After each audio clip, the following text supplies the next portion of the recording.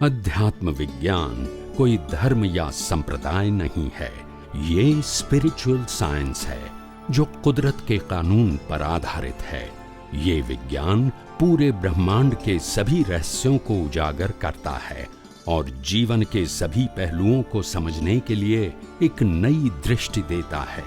इसी को art of vision कहते हैं, दुनिया को देखने की एक नई दृष्टि, जो अध्यात्म विज्ञानी परम पूज्य स्वामी श्री कमलेशानंद जी के निर्देशन में सनातन सत्य का अनुसंधान कर हमारे जीवन को प्रकाशित करे।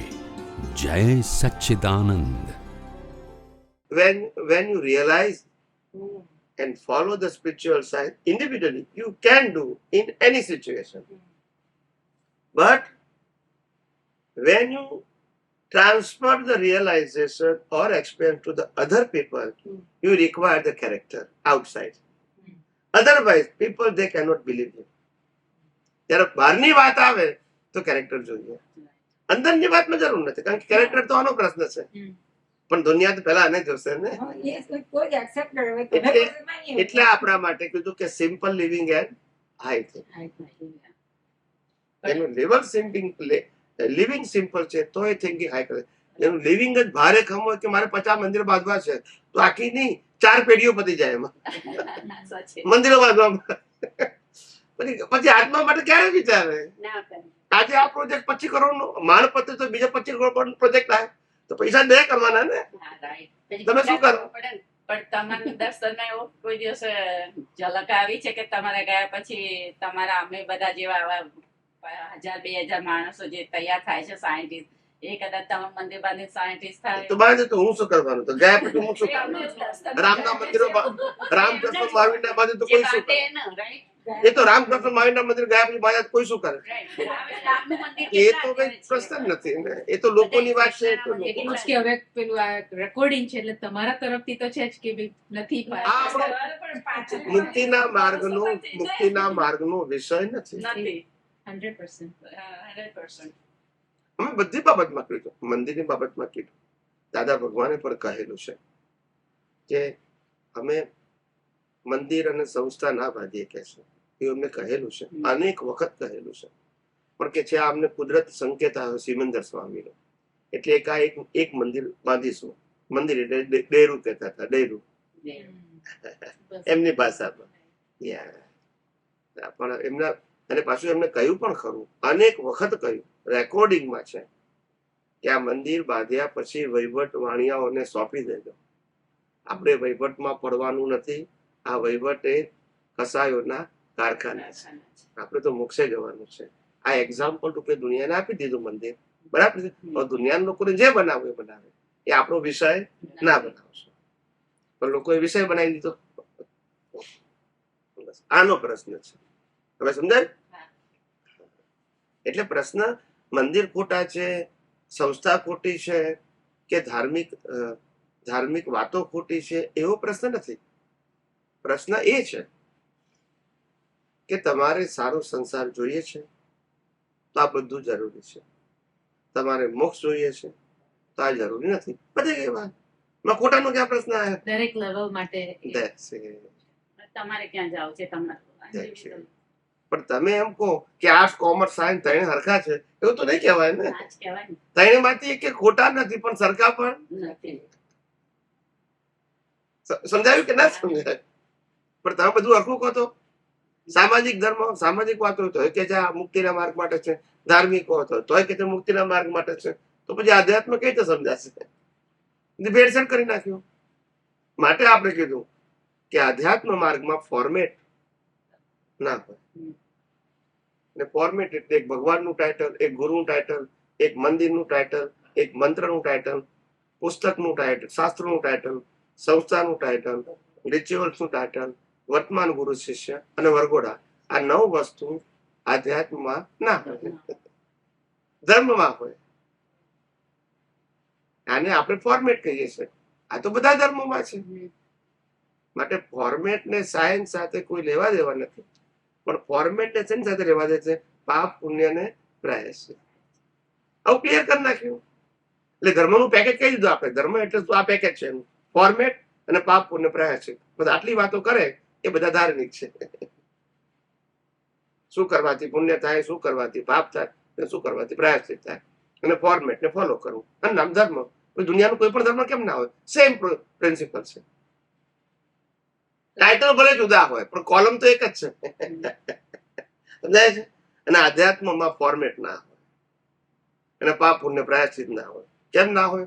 કારણ કે આધ્યાત્મમાં મન વચન કાયની અવસ્થા માત્ર, તો પછી પાપ પુણ્ય કેતા હોય?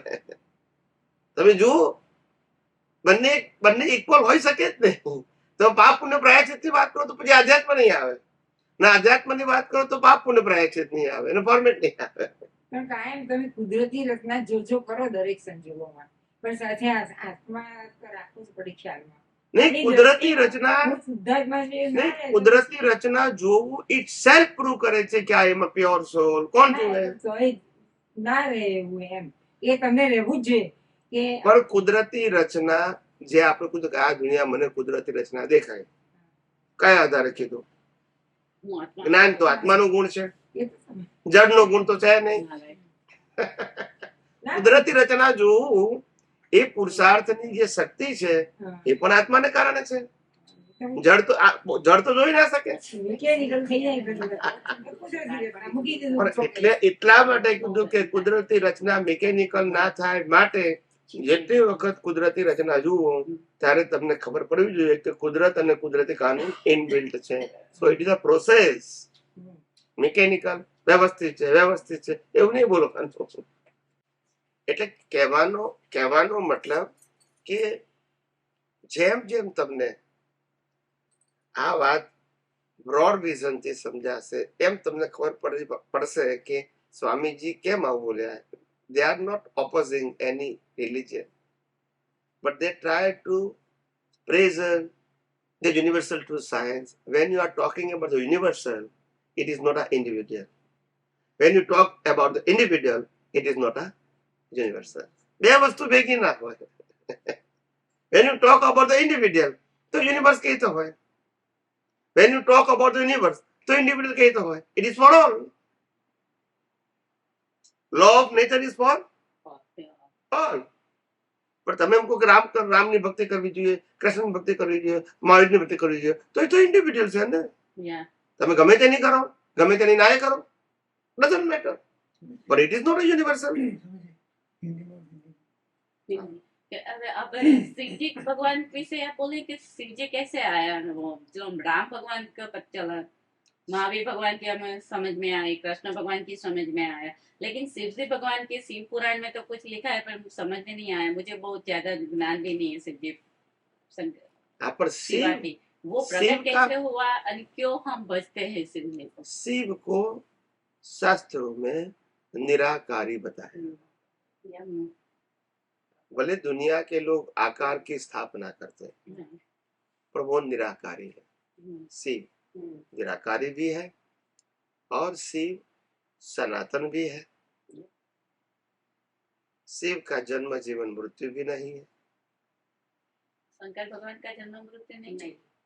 मैं शिव की बात करता हूँ. शिव फिर आपने शिव को शंकर बना दिया, फिर उसकी कहानी बना दिया, पत्नी बना दिया, बच्चे बना दिया, वो अलग सब्जेक्ट हो गया. मैं मूल शिव की बात करता हूँ. मूल शिव की बात है. शिव का मतलब होता है आत्मा. शिव का मतलब होता है चेतन. शिव का मतलब होता है निराकार. शिव का मतलब होता है अविनाशी. शिव का मतलब होता है शाश्वत, सनातन. ये शिव की बात है. और इसीलिए हमने कहा जहां जीव है वहां शिव है. तो जीव है, ये जीव है, इसका जन्म जीवन मृत्यु है. और यहाँ शिव है, शिव है, वहां तक जन्म जीवन मृत्यु है. शिव निकल गया तो जीव की कोई वैल्यू नहीं. तो इसीलिए आत्मा ही शिव है. मगर लोगों ने उसको एक व्यक्ति के रूप में और व्यक्ति के जीवन के रूप में प्रस्थापित कर दिया. और इसीलिए लोग शिव, सच्चे शिव को समझ नहीं पाए. सेम अन्य धर्म में भी यही हुआ है. कहने का मतलब यह है कि शिव शब्द को हम समझ नहीं पाए धर्म के माध्यम से. शिव का मतलब होता है शाश्वत, शिव का मतलब होता है सनातन, शिव का मतलब होता है निराकारी, शिव का मतलब होता है जिसका जन्म जीवन मृत्यु नहीं होता है। आप समझे? और शिव, वैसे शिव शब्द जो है और आत्मा शब्द है वो एक ही है, प्रेजेंटेशन डिफरेंस है। आप समझे? दोनों का मीनिंग एक ही है, जिसका नाम नहीं है, जिसका रूप नहीं है, जिसका जन्म मरण नहीं है और जो परमानेंट है वो शिव है, वही तो आत्मा है। आत्मा का भी नाम नहीं है, रूप नहीं है, जन्म मरण नहीं है और परमानेंट है। तो आत्मा और शिव अलग नहीं है। मगर क्या है कि धार्मिक लोगों ने एक सेलिब्रेशन के रूप में एक कहानी बना दिया, अच्छे इंटेंशन से, ऐसा नहीं कि बैड इंटेंशन से, और फिर लोग मानने लगे और चलता रहा। तो एक्चुअली तो हर धर्म के अंदर, जैसे रामकृष्ण महावीर भी है, उनका जीवन जो था वो जीवन वो बाल धर्म के लिए था। किसके लिए था? एक महान व्यक्ति का जीवन, वो ज्ञान धर्म के लिए नहीं था। मगर आज क्या हो गया, हम साधु होके, संत होके, सन्यासी होके भी उसकी ही कथा करेंगे तो वो ज्ञान धर्म हो गया। तो मूल ज्ञान धर्म खत्म हो गया। अभी कहानी को ही अच्छी तरह पेश करो, उनके जीवन की हर बातों को अच्छी तरह पेश करो, तो लोग उससे फिर आगे सोचेंगे भी नहीं। तो ये सभी धर्मों में हो गया। हालांकि बाल धर्म के हिसाब से करेक्ट है, मगर आगे बढ़ने के लिए करेक्ट नहीं है। आप इससे आगे नहीं बढ़ सकते, यही पाप पुण्य के चक्कर में घूम सकते हो। कोई भी धर्म की बात, तो धर्म गलत नहीं है, धर्म सही है। मगर अगर आपको मुक्ति प्राप्त करना है, सनातन सुख की अनुभूति करना है, आत्मा की अनुभूति करना है, तो फिर आपको सनातन धर्म, स्वधर्म, आत्मधर्म को समझना पड़ेगा, जो धार्मिक धर्म से और सामाजिक धर्म से बहुत ऊपर है। इससे कोई कंसर्न नहीं। अगर ये दोनों भी कंसर्न रखेंगे और सनातन धर्म को समझने की कोशिश करोगे तो पॉसिबल नहीं है। दोनों चीज ही अलग है, गलत भी नहीं है मगर अलग है। आप कहते मेरे को साइंस पढ़ना है तो आपको आर्ट्स और कॉमर्स से कोई मतलब नहीं है। यस और नो? फिर बोला हमको आर्ट्स भी पढ़ना है, कॉमर्स भी पढ़ना है, साइंस भी पढ़ना है, फिर पजल है। तो तीनों में से एक भी गलत नहीं है। ऐसे सामाजिक धर्म, धार्मिक धर्म और आध्यात्मिक, ये तीनों में से एक भी गलत नहीं है। मगर जो स्टैंडर्ड आर्ट्स का उसको बताओ कि ये आर्ट्स है, कॉमर्स है उसको बताओ कॉमर्स है, और आध्यात्म है, साइंस है तो साइंस बताओ। तीनों को एक कर देंगे, इन लोगों को पसंद हो जाएगा। बस ये बात हो गई। तो वास्तविकता ये थी कि जब तक हाँ परिस्थितियां ऐसी आई कि आम लोग आत्मा में रहने के लिए और जगत को शून्य समझने के लिए सक्षम नहीं रहे ड्यू टू द एनवायरमेंट, जीवन जीना भी इतना कठिन हो गया। गुरुकुल में 5 साल के बच्चे को यही सिखाया जाता था कि तुम शरीर नहीं तुम आत्मा हो। फिर बड़े जाके वो ज्ञानी बनता था। जब बीज बनाएंगे तो फल आएगा ना, मगर बीज ही नहीं है तो आज स्कूल और कॉलेज में क्या करते हैं, हाउ टू मेक मनी, उसका एजुकेशन है। अभी आत्मा की बात कहाँ आएगी? अभी तुम 25 साल के बाद वो ग्रेजुएट हो जाएगा, जॉब करेगा, फिर तुम कहो मंदिर में जाएगा, तो बोला मम्मी मंदिर में जाके मैं क्या करूंगा, मैंने पढ़ाई किया है, मेहनत करता हूँ, पैसा कमाता हूँ, ना वो एंजॉय है, उसमें मंदिर कहाँ आ गया बीच में? It is not required in my life. Yes और नो?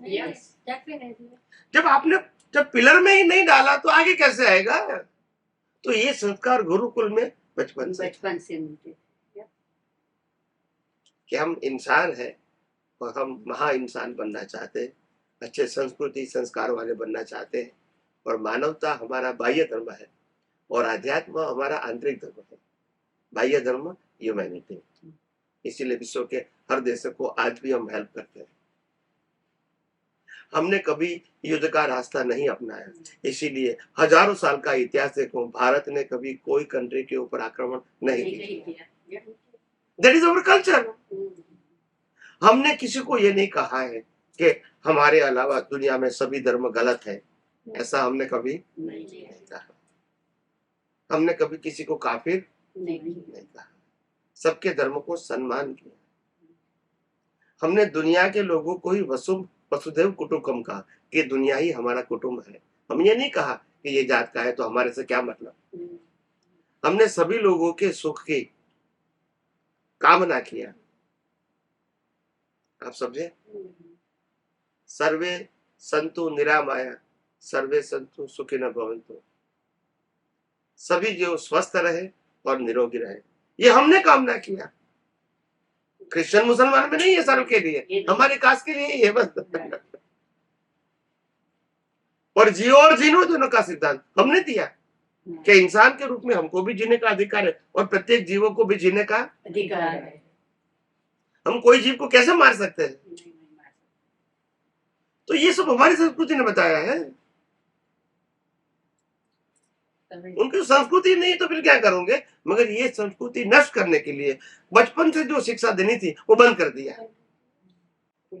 इसीलिए कहा न कि भाई भारतवर्ष के अंदर ये बहुत जरूरी है कि हम अपने आप को डेवलप करें, आत्मविश्वास के साथ जिए, और हमारी जो भारतीय संस्कृति है और हमारे महापुरुषों ने जो हमको गाइड किया है कि जिस प्रकार से कृष्ण भगवान ने खुद ने भी कहा है कि यदा यदा ही धर्मस्य ग्लानिर्भवति भवतु भारत संभवामि युगे युगे। तो ऐसे महापुरुष आएंगे कि एक हाथ में उसको शास्त्र होगा और दूसरे हाथ में शस्त्र होगा। तो राम ने भी यही बताया, कृष्ण ने भी यही बताया। इसका मतलब ये नहीं कि धर्म गलत है, मगर अगर कोई व्यक्ति धर्म और संस्कृति की हिंसा करता है तो शास्त्र की भी जरूरत है, वो ही महापुरुष ने बताया। अच्छा, रामकृष्ण की बात छोड़ो, तीर्थंकर भगवान ने भी यही कहा था, यही किया था। 16, 17, 18 तीर्थंकर ने, उन्होंने भी 6 खंड के विजय प्राप्त किया था, क्योंकि उस समय जो मैनेजमेंट था वो ठीक नहीं था। मगर कैसे सुधार करेंगे बिना पावर? तो उन्हें पूरे वर्ल्ड को कब्जे में ले लिया। One rule in the world. आप समझे? फिर बाद में वो त्यागी बन गए, वो तो मोक्ष में गए। इसका मतलब ये नहीं कि उन्होंने ये किया तो गलत था। उनका अप्रोच था कि पूरे विश्व में ह्यूमैनिटी होना चाहिए, एक कानून होना चाहिए, और सिंपली लोगों को खाना पीना कपड़ा लत्ता जो कुछ नेसेसिटी है वो सबको मिलनी ही चाहिए। उसमें फिर ये कास्ट रिलीजन बीच में ये पार्टीशन नहीं आना चाहिए। एक देश बहुत रीच, एक देश बहुत पुट, क्यों? तभी तो झगड़ा होता है ना।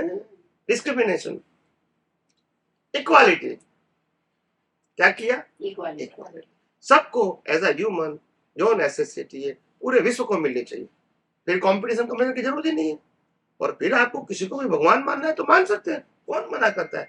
झगड़ा नहीं होना चाहिए, सीधे रिलीजन में झगड़ा नहीं होना चाहिए। तो ये महापुरुषों ने खुद ने जी कर बताया है, बोलकर नहीं, जी कर बताया।